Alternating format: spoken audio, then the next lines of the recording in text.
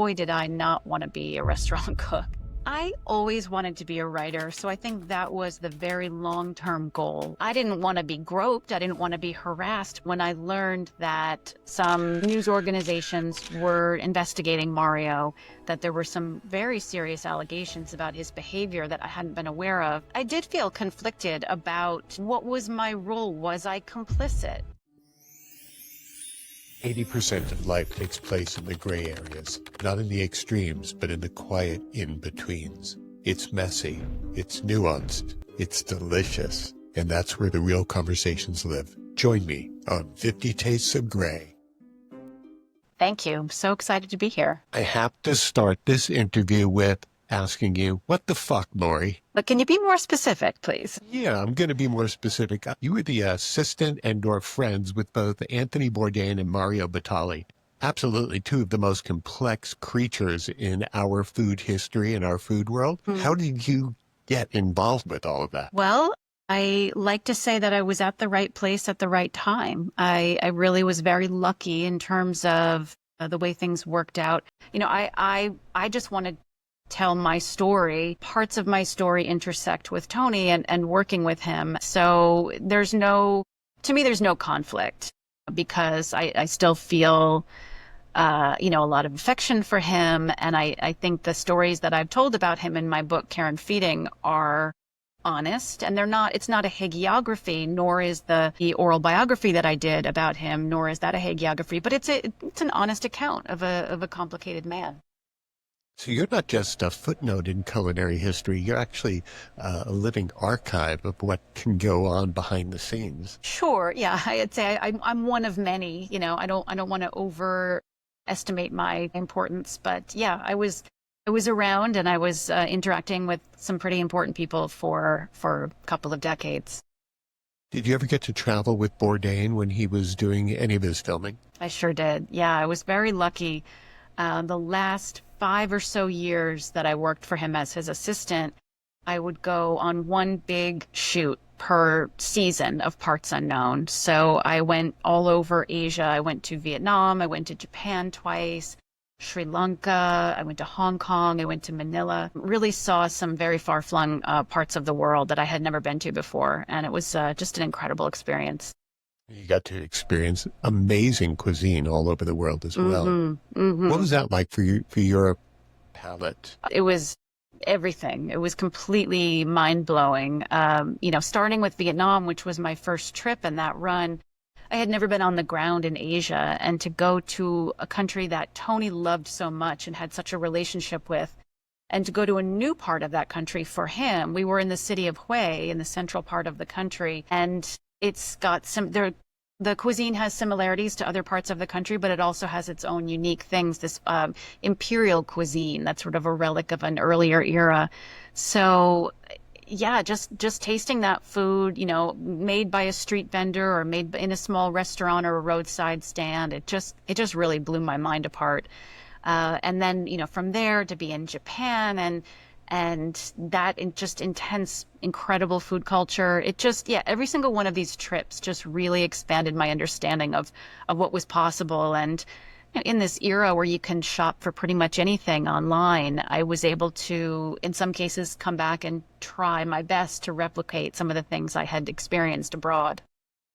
So what are some of the obscure and delicious things that you brought back idea-wise and tried to recreate in your own kitchen? When I was in Sri Lanka, when Tony was shooting, I was working on a story for Saveur magazine, and I was working with a lot of home cooks to figure out, what do people eat at home in Sri Lanka? And there's a huge variety. So I brought back specific spice blends from Jaffna, and in the southern part and in the Maldives, they use a lot of dried fish, like air dried and sun dried tuna. That's very difficult to find here, so I brought some of that back. Coffee, big planks of cinnamon that were just kind of easily obtained in a way it's much harder to find here. From Vietnam, I brought back a lot of very stinky fermented shrimp pastes and fish sauces.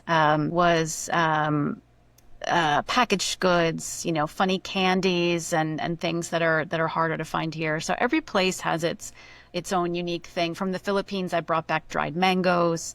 But again, I live in New York. I live in an area of Queens where there's a lot of great imported food. It's, you can't help but stuff your suitcase coming back from these places. But yeah, and of course, more languages are spoken in Queens than any other city in the world. So you must have proximity and access to every single kind of food nowadays. Yeah, absolutely. In particular, I live in a neighborhood called Jackson Heights. So in particular, there are a lot of great Indian grocery stores and products from Pakistan and Bangladesh. And then we have great Mexican food. We have great Thai restaurants. There's a new wave. It's not so new anymore. I'd say in the last 10, 15 years, we have a whole wave of restaurants with food from Nepal and Tibet. So yeah, it's an exciting place to live and cook. So on a typical day, Laurie, are you in the kitchen preparing exotic fare, or are you kind of a simple eater? Like, for instance, what have you eaten today? So I do cook all the time. I have a 16-year-old son, and he's got a great big appetite. So, I cook because he's hungry and I'm hungry, and I know how to do it. I do tend to stick to simple things, pastas, sandwiches, soups. I do a lot of burritos. Today I had some bacon for breakfast because I made bacon for my son, and there was some extra. I mean, it's very boring. And then I had some cottage cheese with pineapple and strawberries. But I was also putting together a marinade for tacos al pastor because my son said, I think, can we have tacos? And maybe you can do something different. And so I found a tacos al pastor recipe, and I spent some time blistering dried chilies and roasting garlic in a pan. And I made the marinade, and now the pork is in my fridge waiting to be grilled up later today. Resting comfortably. Is there pineapple in that? There is, yeah. I was a little bit lazy. I bought a can of pineapple, and I put some in the marinade, and then the rest I'll roast in the oven before we put the tacos together. Oh, that sounds so good. That's my favorite. If I can find the best El Pastor, I'm happy. Yeah, it's great. I mean, there's plenty of amazing taco carts and little restaurants in my neighborhood, but it's really hot out today, and I don't feel like going and walking around on the street. Yeah, you guys are having a heat wave, aren't you? We are, yeah. In fact, I'm going to the beach tomorrow. I'm just taking the day off, but today I'm here. I remember Jones Beach because I grew up in Syosset. So we'd go out to Jones Beach all the time and Rockaway. Are those places still popular? Absolutely. I'm going to the Rockaways tomorrow. There's a bus that's about 2 blocks from me, and it goes straight to the Rockaways to Beach 96. So that's my plan. So living in New York, I guess you don't have a car, don't drive very much. I don't. Plenty of people do, but I'm not a great driver, and it's very expensive to keep a car and to move a car, and it's just a huge pain. So I've lived in New York for 29 years, and I've never personally owned a car. So from your perspective as the artist and creator that you are, and the writer and all of that, what did you think of the shows? Let's compare and contrast Batali's shows that he did for video or television and Bourdain's incredible product that he put out. Can you give me some idea of where you stand from an artist perspective? Sure. Well, I think they're very different shows, and I think they both had their merit.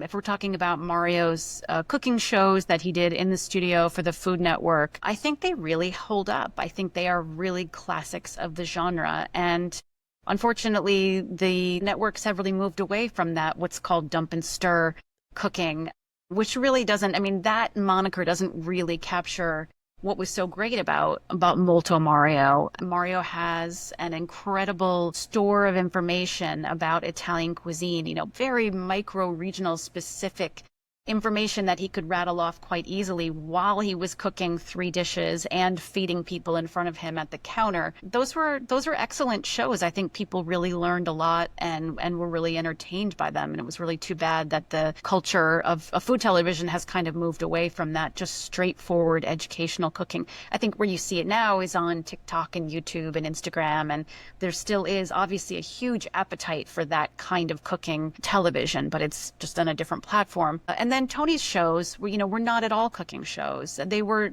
at some time, they were food shows, but as time went on, I think they became less and less about food and more about the people and the places and the experiences and the feelings.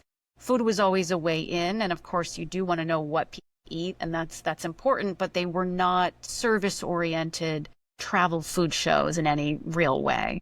Right. I always thought that Bourdain shows were beautifully written and shot. So just from a production perspective, they were mind-blowing. Yeah. Yeah. He had some very, very talented people working for him, very loyal. I think in some ways they were the best jobs that you could have in television. Maybe not the highest paid, but in terms of creative control and in terms of fun, in terms of adventure and reward and the camaraderie, I think there was just a real benefit to sticking around. And Tony was aware of that. He would say, "I've got some really, really talented people that could go anywhere else, but they, for whatever reason, have chosen to stay with me year after year."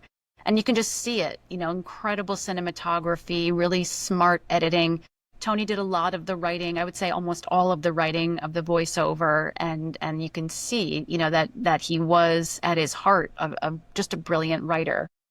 Oh, yeah, absolutely. Definitely something that was very impressive. I did notice Mario had a real warm, fuzzy spirit to him.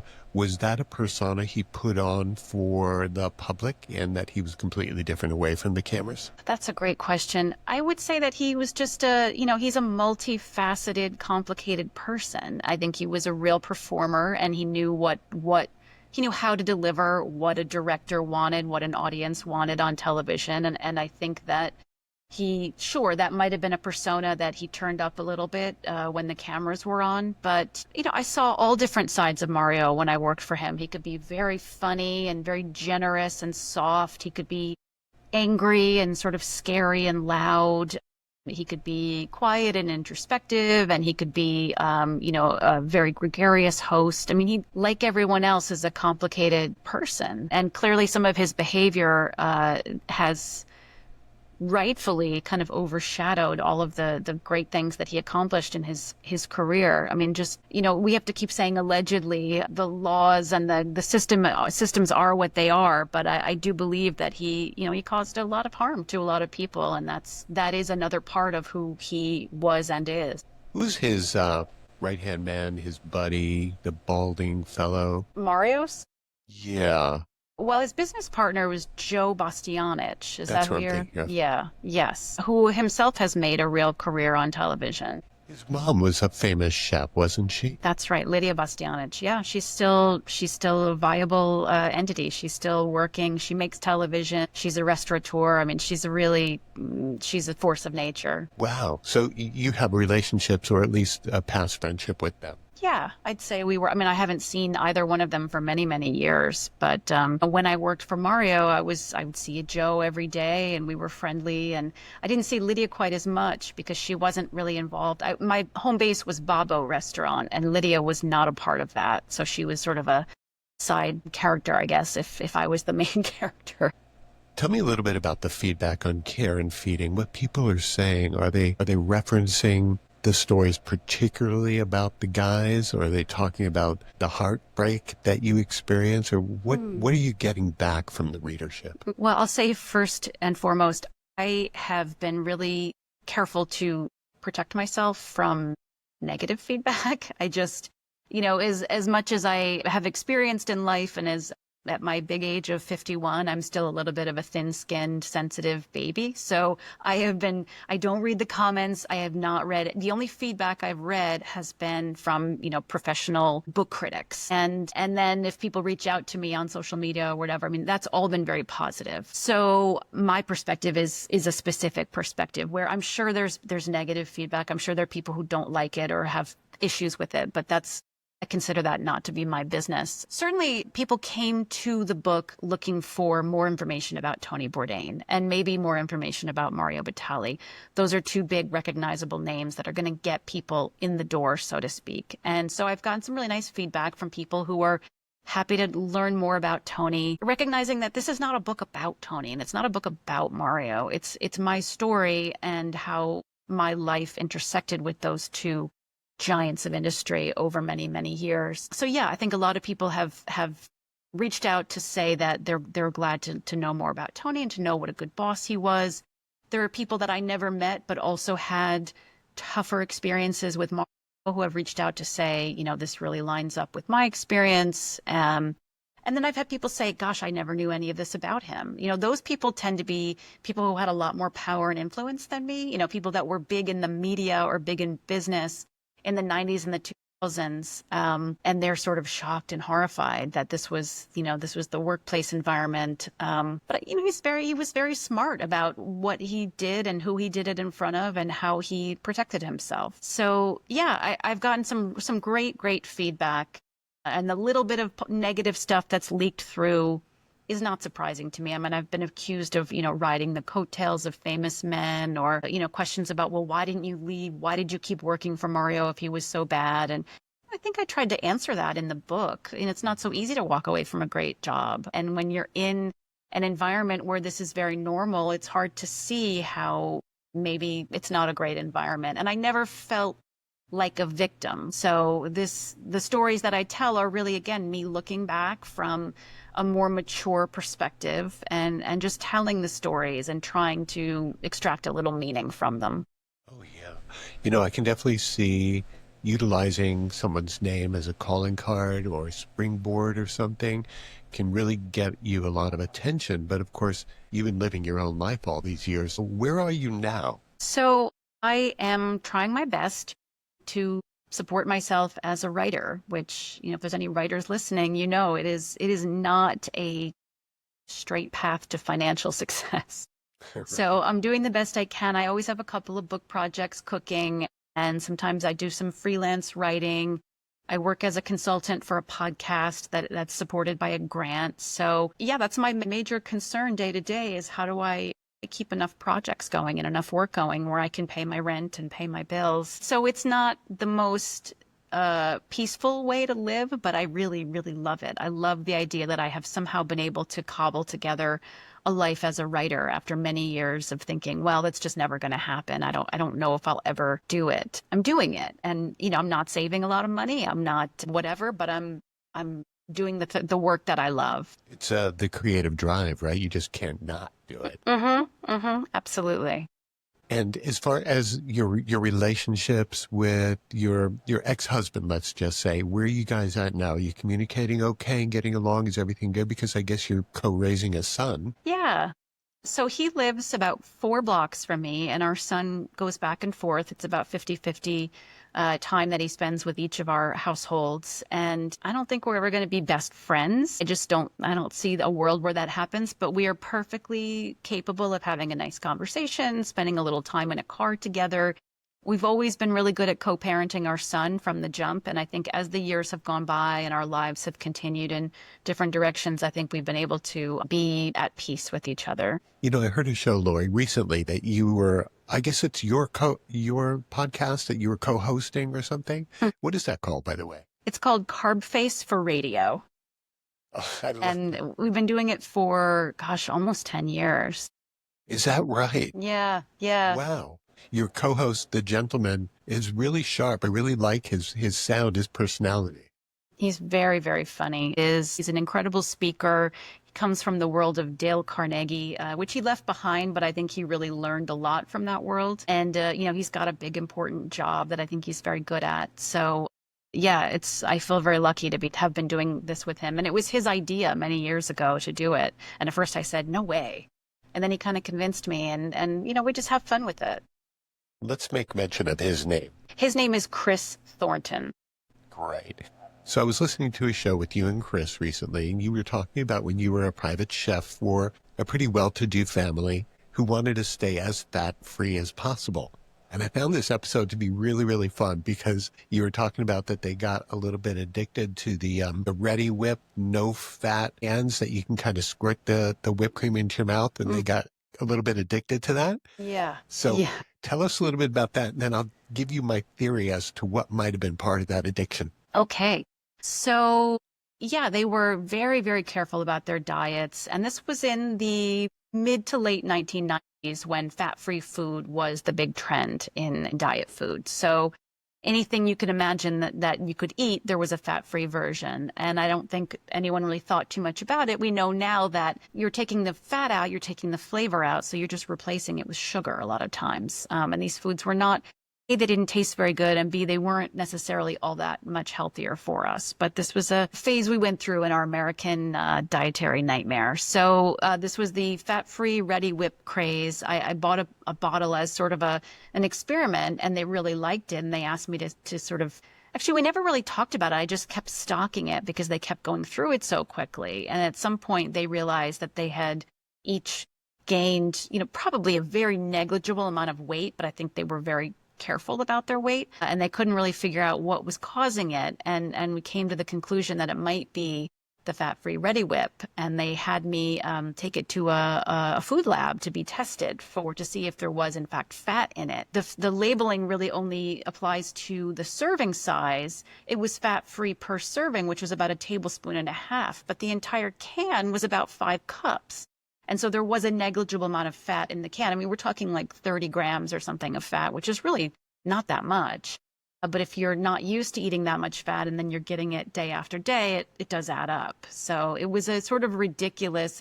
And this was a storyline that was concurrently happening on Seinfeld, which was sort of surreal that this was actually a real life thing that happened, to very smart people who just were trying to figure it out.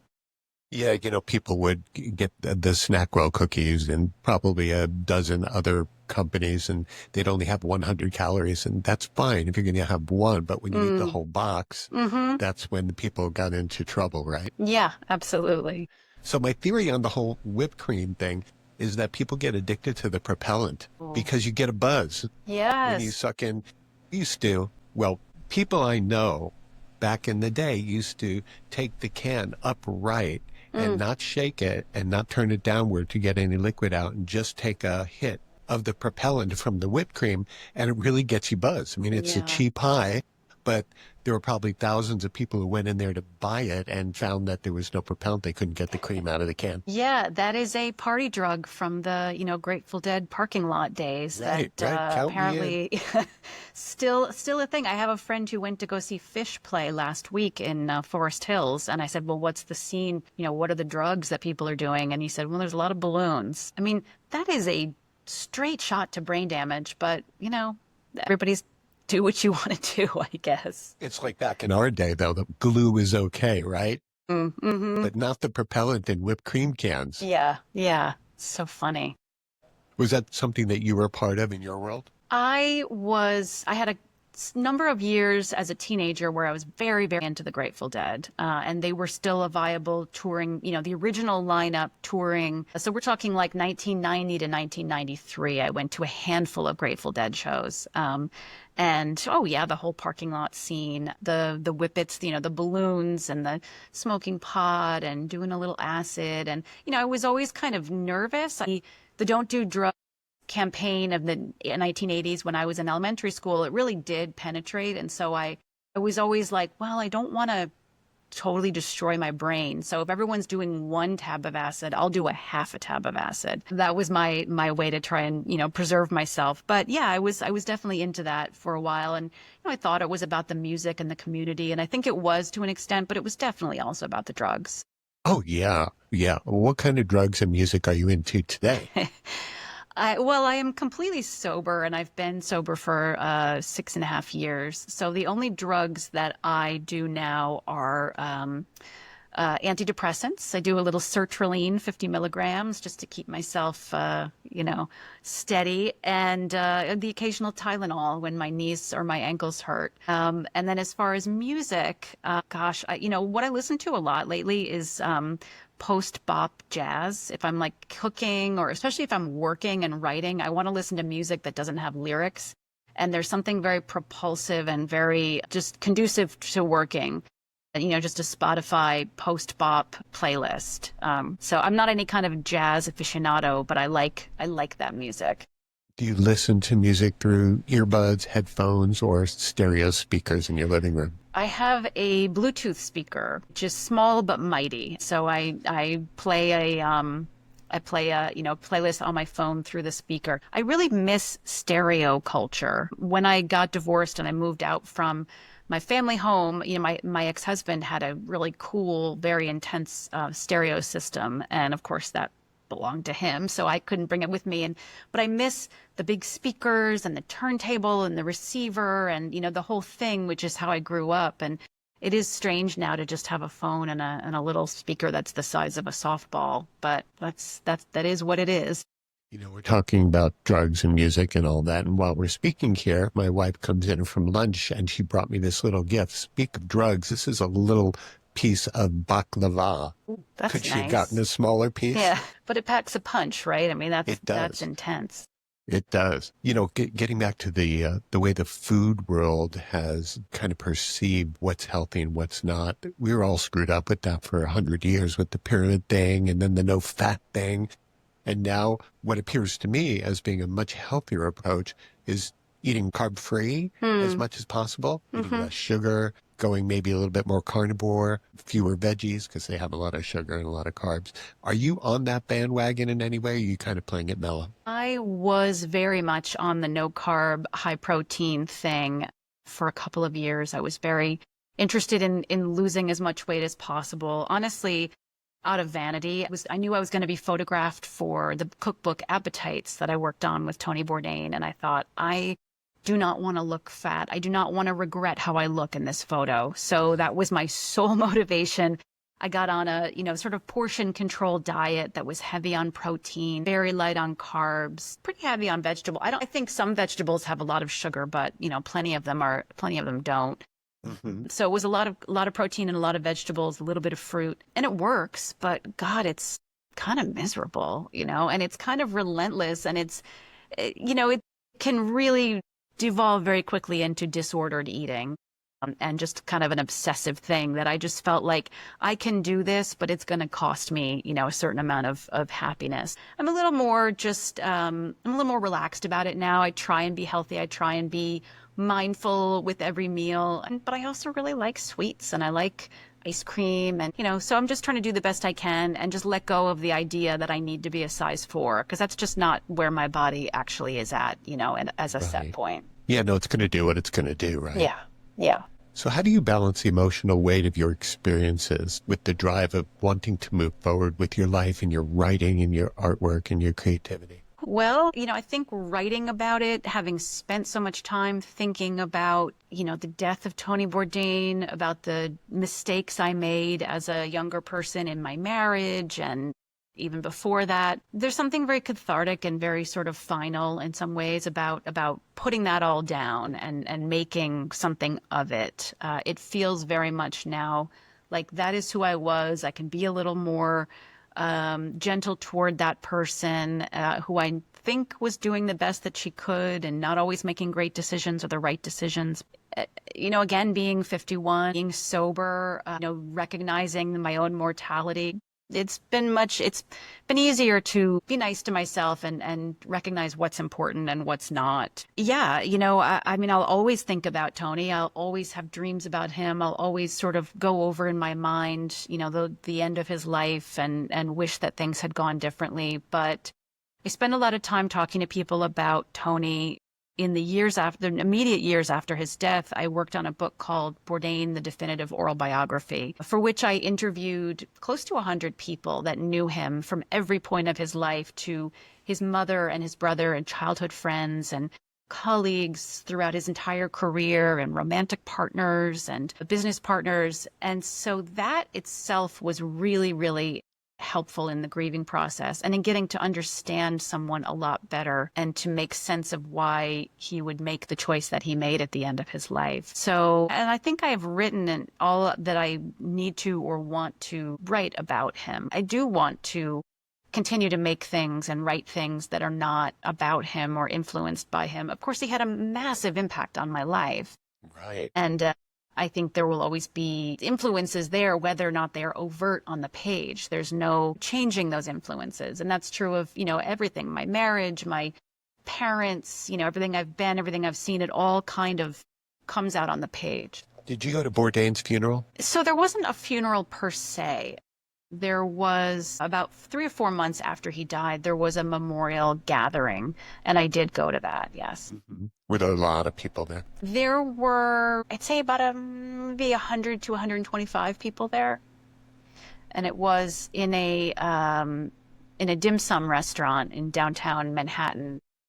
And yeah, I mean, it was strange. I don't know that it was something he would have loved. I think he would have, there's so much that happened, pretty much everything that happened after his death. There's a case to be made that, oh, he would have hated this, or he would have been so humiliated by this. But of course, none of that would have happened had he been alive. So it's kind of a moot point. But it was beautiful and imperfect. And, it brought together people that, not everyone certainly, but it brought together a number of people who really loved him and missed him and wanted to talk to each other. Do you have any ideas of why he did what he did? He's so bright and so self-aware, it appeared, but some of these people are so complex and they have so many internal issues that we never see. Why do you think he made that choice? Well, I try and get at it a little bit in the book. The headline event during the time that he died was he was going through a tough time in his romantic relationship. He had been sort of publicly humiliated. His girlfriend had been caught by the paparazzi canoodling with another gentleman.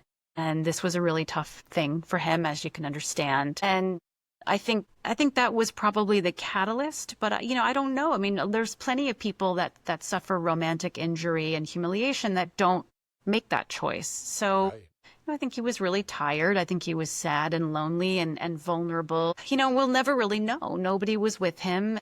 And to my knowledge, there was no note. And so we're just left with the facts of he was suffering. He was angry and humiliated and tired and lonely. And just, I don't know.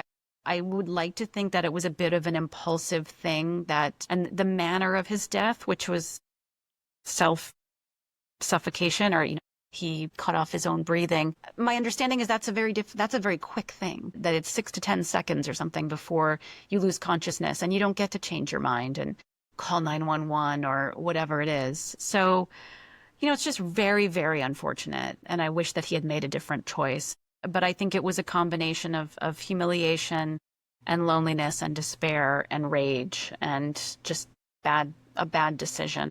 It seems so unusual. Our perspective as regular, normal people is that folks who are rich and famous and smart know better and can afford anything they want. And, not that they don't feel heartbreak, but that they would make more appropriate decisions for their life and their future. Yeah, I think it's a fallacy.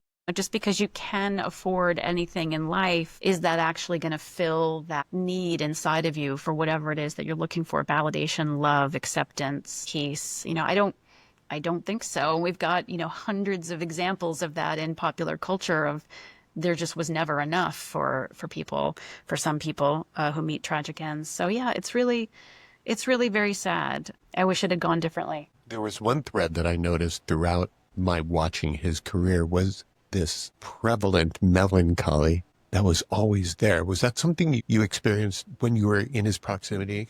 From time to time, yeah. I'm trying to think. I guess there were moments where it seemed that he seemed very tired. I think toward the end, it's safe to say that he was very, very tired. I don't think anyone I think it's such a singular thing to work as much as he did. And everyone said, oh, he's got the greatest job in the world. And basically he's on vacation all the time. Well, that is a fantasy. It's a lot of work. The writing, the being on camera, the travel, it's hard on your body. It's hard on your mind. And unlike the mostly much younger people that worked around him making the show, he had to be at every shoot. There was not a B host, he was the guy. Had to be on so that's a lot of time. It really every season would basically run the length of a school year, right? So from early September, that's in New York anyway, early September to the end of June, he was on the road, and he would come home, of course, and he would have holidays and whatnot, but that's just a kind of a nonstop slog. And then he would add on to that speaking engagements and endorsements and writing books, and, he had a family and he had a social life and all these other things. And when I was promoting my book actively in the spring and I went on a little book tour, I found that exhausting. And that was like a fraction of the amount of public facing work that Tony did year after year after year. And he was older than me. So I think exhaustion is a big factor in all of that. When you're on your book tour and you get to meet your readers face to face, what's that like? It's fantastic. It's always surprising to me that people want to come out and hear me read or listen to me talk and they want a signed book. I mean, I really, I'm a private citizen. I move around the world with nobody knowing who I am. And so when there are people that have read my other books or have something nice to say, it's great. I mean, it's not the reason I write books, but it is a really nice side benefit to meet people that have found something of value in something that I've written. What you think that Bourdain would say, and I want to know what you think about the current state of social media, TikTok, all the food photography that goes on Instagram, everything else related to the food world. What do you think he would say? How would he react? And what are your thoughts on that? Well, he loved social media, up until, I guess TikTok wasn't a thing until after he died. So I don't know what he would have said, but he loved Instagram. He took a glee in, sort of bragging and taking a picture of a beautiful plate or a sea urchin or a, tin of caviar, whatever it was. I mean, he was very, upfront about that. It was really fun to sort of brag about what you were doing and use social media that way. And he really was good at it. He really was very savvy about interacting with people and saying just enough and posting funny stuff. So I would have to think that he would approve, I guess, of TikTok. I mean, I don't know. He was in a lot of ways surprising and contradictory, and not necessarily reacting to things the way that you might expect him to. I mean, he had a curmudgeon side, and that was a little bit of his brand, but he also was really open to all kinds of silly and fun things that you might not expect. I mean, he became a very big fan of professional wrestling at some point, which is not necessarily what you would expect. So yeah, I think that he was somebody who was not a traditional cookbook writer or food television host. He came through it sort of the back door. I would guess that maybe he would be supportive of things as long as they were respectful. I mean, he was, very much go to the mat for cooks and restaurateurs. And so, if there are social media accounts or trends that are sort of hurtful to people's businesses, especially, small businesses, or, I think he'd probably have a lot to say about what's going on now in the U.S. with ICE and with, he was long been a champion of the cooking finesse and skill of immigrants, especially immigrants from Mexico and South America. So I think he would probably have a lot to say about what's happening in that realm. And what about your views on social media, TikTok, the way the world is now that they're not looking at the Mona Lisa, they're looking at their camera, looking at the Mona Lisa. Yeah. So how does that affect you? It can be too much, but I love Instagram. I mean, I love it too much. I have to sort of pull back from it because it's such a fun time waster, and I enjoy being able to express myself and make jokes and connect with people, and I've gotten some really interesting business opportunities that come into my DMs. So I'm not anti-social media at all. I do think it can sort of take over the actual experience of a thing.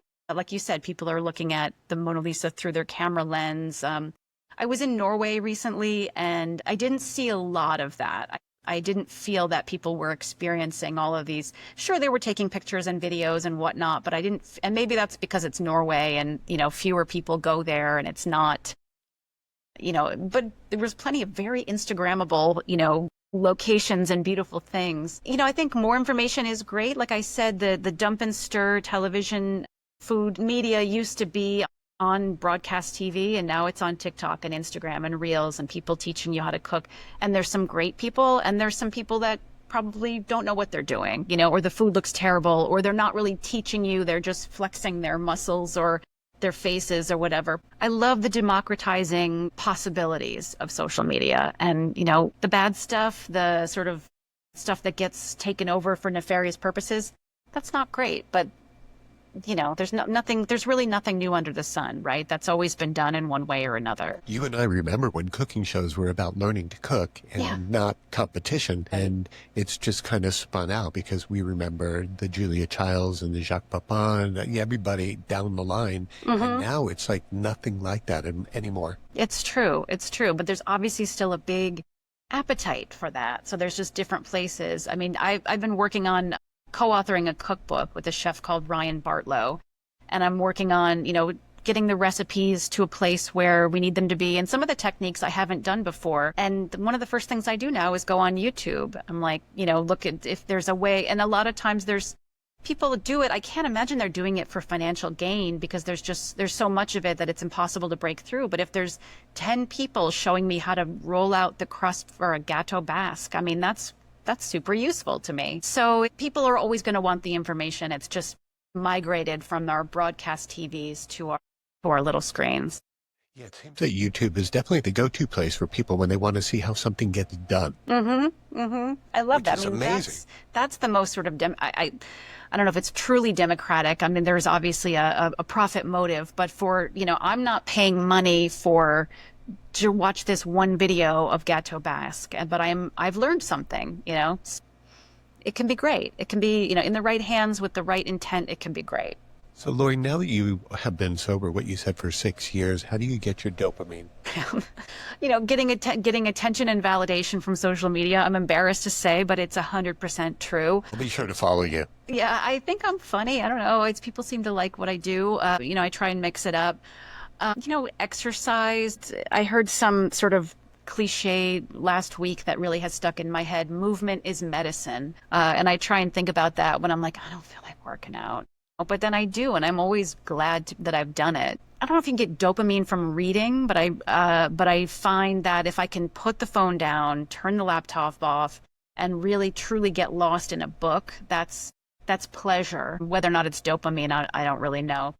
And then, sweets. I love sweets. Laughing, like making my son laugh and my son making me laugh, or making my boyfriend laugh. He's big into weird, absurd stuff. He's got a high standard. So if I can make him laugh, that's a shot in the arm. You mentioned on the show that I listened to recently that your boyfriend is of the Jewish faith, so he's a member of the tribe. Yes. Have you picked up any traditions from his religious background? No. He is one of those folks that had a bar mitzvah and went to Jewish summer camp, but I would not say that he is living any traditions. I'd say he's more culturally Jewish. Yeah. But my ex-husband was also Jewish, and I did go to a number of seders, and we would do, a very sort of truncated Hanukkah with our son. We had a menorah. Someone gave us a mezuzah for our wedding as a wedding gift. I don't believe that we ever put it up, but I really liked learning about the various traditions and being welcome to the table. I mean, I was raised Catholic, but I always felt welcome at a seder or any cultural experience. Yeah, I think you and I would agree to any of our listeners or viewers right now, if they're ever invited to a seder, make sure you eat prior to going there. Yes. Am I right? It can be a very long time before you actually get to eat food. Yeah. Yeah, I've seen people want to walk out of seders that I held in the past. So that's something you just have to warn people about. Mm-hmm. What do you see the restaurant world like right now? Let's go straight to the most awkward aspect of eating out.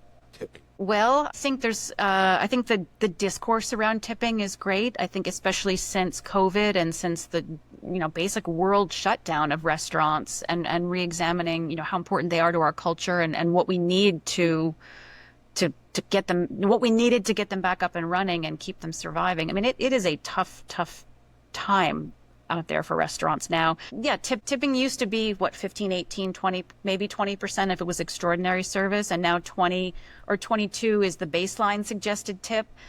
Some people chafe at that, and I can see that it's an adjustment. It's a mental adjustment. If you actually really think about what is the difference between your $37 or your $41 tip, it's actually not a huge amount, but I know a lot of people that have worked front of the house, and I know how difficult those jobs are and how much you really do depend on tips. I am happy to tip. I want to be a good tipper, and I want professionals who love what they're doing to keep doing that job. Because when you have bad service, that can really ruin an otherwise great meal. So it's complicated. The tipped minimum hasn't gone up in, I think, like 40 years, and not every state has that tipped minimum, but the ones that do, it's $2.13. That is it's barely worth, getting the check printed. So there are a lot of factors, not to get too political, but there are a lot of factors that are working very hard, lobbying to keep that tipped minimum low. And, the National Restaurant Association is basically, just a lobbying arm of owners and people that want to pay as little as possible.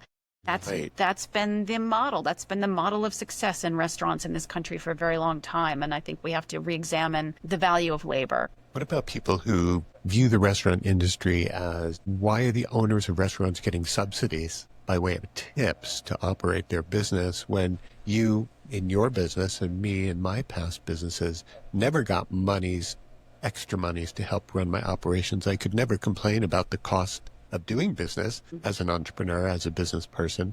And yet restaurant owners always complain about that.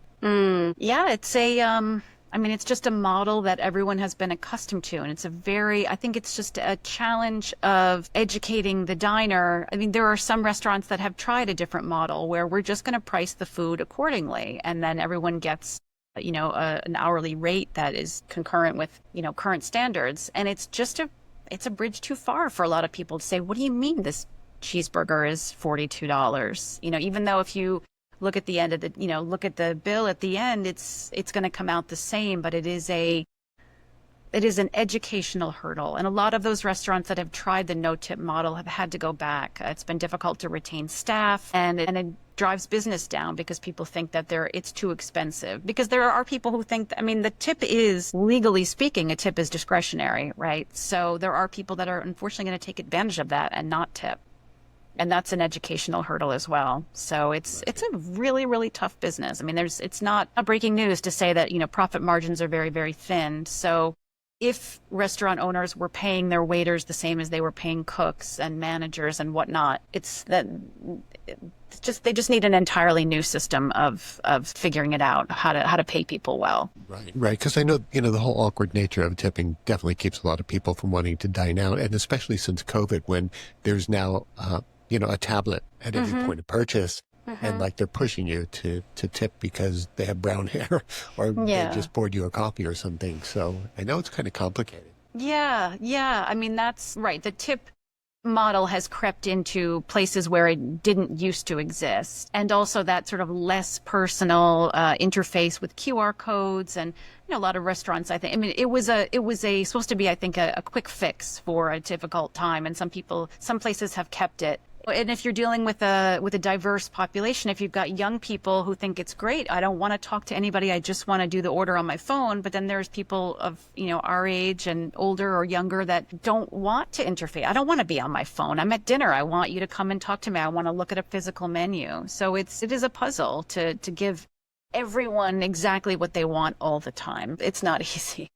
You're in New York, so maybe this doesn't apply to you, but I've noticed since COVID that more people are eating in their dining room that exists on four wheels and not going into restaurants very often, just driving through and picking something up. Is that something you've noticed or heard about? Yeah, I wouldn't say that I've noticed it here in New York. We do have drive-through fast food. I've heard anecdotally that, drive-throughs are there's much longer waits. There's many, many more people doing that. I guess it's just this convenience. Maybe people started doing it because of COVID and they wanted to stay away from each other. Yeah, I don't understand it, but this is, living in New York, not owning a car. I don't eat a lot of fast food or I don't go to Starbucks. So I sort of struggle to see the appeal, but if I was somebody that relied on my car to get around, I can see how it's easy and convenient and comfortable. Right.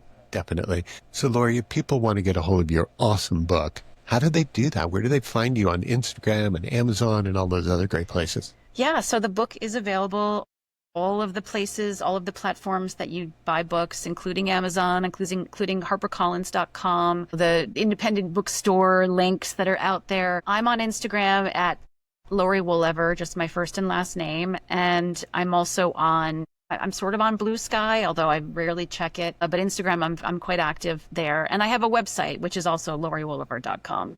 How is it selling the book? Is it something what's most important? The content, the title, the name dropping? What are the elements that you see as being the most successful at the business of selling a book? Ooh, I don't really know what moves the needle anymore. And that, I mean, that's a phrase that I feel like I'm so tired of. And if you talk to my my agent, it's like nothing moves the needle. I think it's everything. It's just it's got to be an overall all court, full court press. Is that what they say? I'm not really a sports person. It's keeping it out there. It's meeting people in public. I got a fantastic review in the New York Times, and I think that really helped. And, I've gotten some nice mentions in other national papers. I just was in London last week and I did a couple of podcasts and some radio there. So Tony Bourdain told a story about how early on someone said to him, you can never stop selling. You've always got to be selling. You've always got to be promoting, which is exhausting. And, people get tired of you. So I don't want to be annoying. I don't want to be too much, but I recognize that, no one cares about this book more than me. And so I want to talk to everyone. I want to spread the word. I would like to get some royalty checks. Exactly. As a free bird, as a creative artist, as a person who relies on him or herself to do something, you got to do it because no one's going to do it for you, right? Yeah. Yeah. I mean, that being said, I have a great publicist at Echo. My agent is great. I've got a lot of people that I rely on to sort of help me with all the structure of selling a book. But yeah, I mean, I have had to really put myself out there and just talk about it and be pushy. And, I've been doing speaking engagements and that helps. So it's just everything. But I believe in it and I think it's great. Hopefully other people feel the same way. Well, Laurie Woolever, keep up the good work and really a pleasure having you here today to talk about all these great things on 50 Tastes of Grey. Thank you. It was really, really a good time. And I want to close by saying aloha, Laurie. Should I say aloha back? Aloha. Try it. Give it a shot. Okay. All right. Aloha. Wow. With authority. Yeah. What about mahalo? How is that different? I'll tell you. Aloha is love and it's hello and it's goodbye and it has a zillion different meanings. Mahalo is thank you. Okay. So when you come to Hawaii and you see mahalo on the trash cans, mahalo does not mean trash. It means thank you for throwing away your trash. Got it. So that's one of the things that people need to know. Very good. Thank you. Well, mahalo.